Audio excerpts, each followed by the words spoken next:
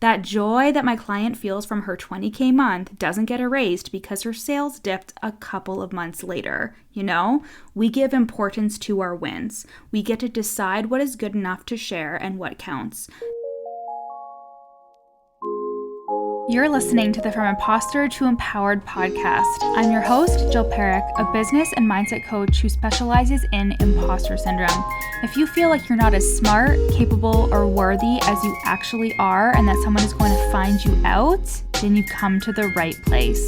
I went from being a struggling government worker, working my coaching business on the side, but feeling unworthy and burnt out, to making multiple six figures helping women overcome imposter syndrome so they too can sign clients, make bank, and have the business or career of their dreams. I am nothing special. I have a stuttering disability, ADHD, and I struggle with anxiety and depression. So if I can learn how to feel good enough and overcome my inner imposter, then so can you. Let's dig in. Hello, my loves. Welcome back to the From Imposter to Empowered podcast. I'm your host, your favorite business and mindset coach, Jill Perrick. How are we today? I am good and excited to talk to y'all today. But first, let me tell you how you can get into my world. First and foremost, one-to-one coaching, which is my Fraud to Six Figures program. This is for the coach who wants private one-to-one mentorship, who wants to embody their six-figure coach identity, sell offers they're obsessed with, sign coaching clients, and grow their coaching business to six figures. There's option for a 3-month contract at $6K or a 6-month contract at $10K.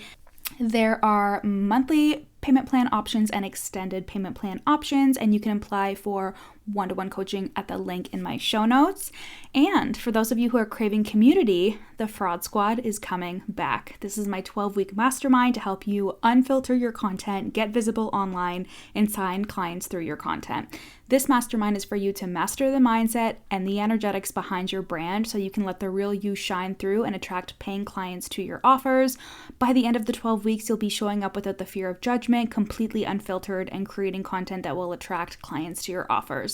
The Fraud Squad is only 2 or 4 payments of $555. You can head to the show notes now and sign up for the waitlist before we open the doors on Monday, August 14th. And if you join the waitlist, you'll get $111 off your enrollment. Now let's get into the episode. I decided to share my thoughts on using old testimonials based on a conversation with a client. She noticed that when she was sharing more testimonials on her Instagram stories, she got more clicks on her applications to work with her. But she had a little hang up. She thought that if she shared the same testimonials often, people would notice. She also felt fear around her clients noticing their testimonials being used. She wondered if it was even ethical to use testimonials from the past, and she felt like she couldn't talk about her past success or her clients' past successes because it wasn't happening right this second. And this was causing her to freeze up when creating content, and it was taking her forever to show up on her stories because she was really overthinking everything. Now listen, I'm going to be sassy for a minute. No one gives a fuck about you sharing your testimonials. Your audience is not noticing if you share a testimonial this week that you shared last week. What they're noticing is that it is a testimonial of your work. So while yes, they may be noticing what the testimonial says, a potential client, which is the only person consuming your content who fucking matters, is looking at it through the lens of, I want to work with this person, whether it's right now or in the future, and this is evidence that that would be a good choice. Someone wanting to work with you is not going to scour your social media looking for a flaw, and they are not going to scrutinize your testimonials with a skeptical eye unless they're an annoying, judgmental person who you don't even want to work with anyways. As for your clients, it's a part of my contract/intake forms that I use screenshots and stuff for testimonials, and I always take out their name, their photo, and anything that would actually identify them. But if they can identify themselves in their testimonials, like they notice that it's their screenshot you are sharing, they are happy to be celebrated. I have had multiple clients say how excited they were to see me posting their wins. You are not taking credit for their wins. You are sharing the result of doing this work together. As always, we need to address the imposter syndrome, elephant in the room. And this is why it's so crucial to undo the limiting beliefs and the thoughts you have about not being good enough and being a fraud. Because there's a difference between a little gut check for integrity when you want to share a win and knowing that you helped your client create it versus believing you're not good enough as a coach or service provider and not taking credit where credit is due. I also believe that if a client shares a win with me, they want to be celebrated for that win, and I celebrate them by hyping them up and sharing it to my social media as well. Your clients want to be celebrated and seen by you no matter what the win is. They want to believe that they are making progress and that the work they're putting in is working and that you're proud of them. Hey guys, I hope you're loving today's episode. I am just taking a brief pause in today's episode to share with you a client testimonial. These testimonials are either from group coaching clients or clients who are in my one-to-one coaching program. And I can't wait for you to hear how I have changed their lives and their businesses for the better. When I started working with Jill, I thought that I needed this mindset work to start to up-level my business, but what I didn't expect was how tied back to my childhood this mindset work would be, how far we would delve into the depths of my soul and really release these limiting beliefs I had no idea I was still carrying that were affecting me today. Now, thanks to that work, I have transformed my mindset and now feel like I can make aligned, clear decisions for my business, trust in myself, believe in myself as I pursue my dreams, and I feel like a completely different person thanks to Jill. Thank you guys so much for listening. Now let's get back to the episode. So why wouldn't you share a testimonial more than once? Why wouldn't you share old testimonials? That is such a crock of shit. And I think that this kind of thinking is a side effect from an industry like the coaching industry that is very fast-paced, always moving, and always looking for the next win, the next accomplishment, the next dollar, etc. The testimonials from all of my clients are sacred, and I believe that they live on forever because the win that my clients achieved were real in that moment. They felt real joy, real happiness, and real transformation in that moment. They were able to go on vacation or paint their house or pay their mortgage or buy themselves something fancy as fuck because of that win. They have a better relationship with themselves, their family, their work because of that win. And even with a couple of past clients I don't work with anymore, whatever they're doing now, I still consider their wins real. What they created was real, and what they felt was real. Like when Dustin and I picked up Hugo, he was this tiny little puppy that weighed less than a pound.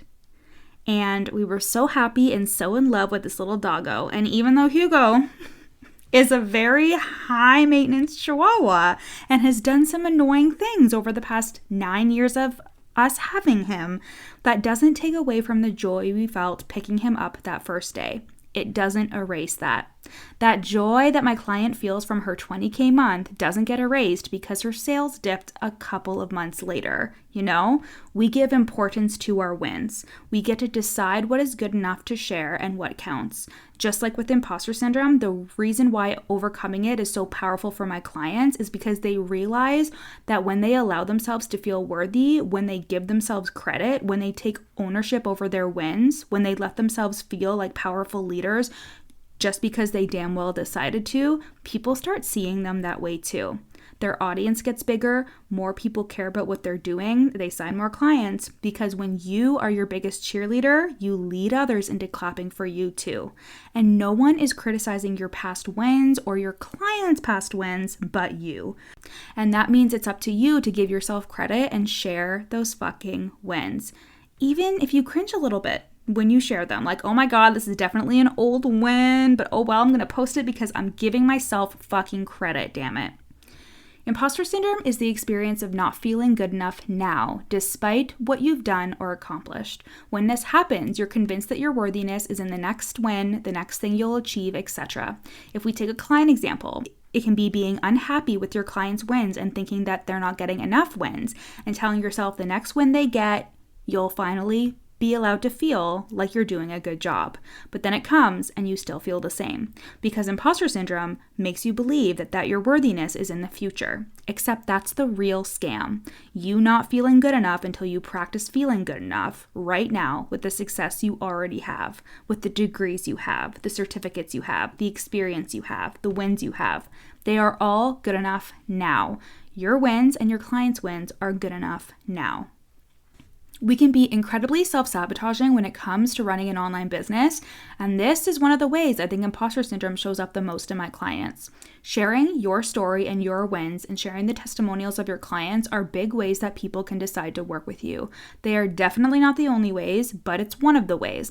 And why would you want to block that abundance flowing to you by sharing them? This is a huge limitation to your success and most definitely a block to receiving if you have a lot of thoughts and anxieties about it.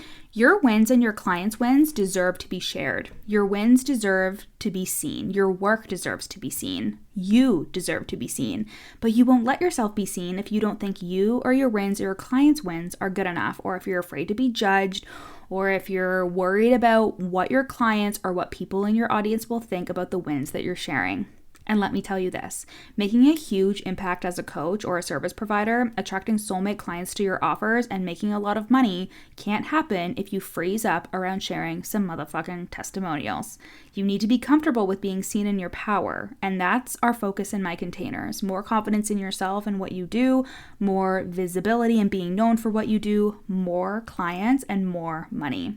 You can work with me privately in one-to-one coaching, or you can join my 12-week mastermind, the Fraud Squad. Apply to one-to-one or get on the waitlist for the mastermind at the link in my show notes. And I love you guys. Go share a testimonial today and own the fuck out of it. I'll see you next week. Thanks so much for listening to the From Imposter to Empowered podcast. Head to the show notes to learn how you can work with me, where you can buy my best-selling book, You're Not Special, and how to get on my email list for free. Screenshot this episode and add it to your Instagram stories, tagging me at YourCoachJill. See you next time.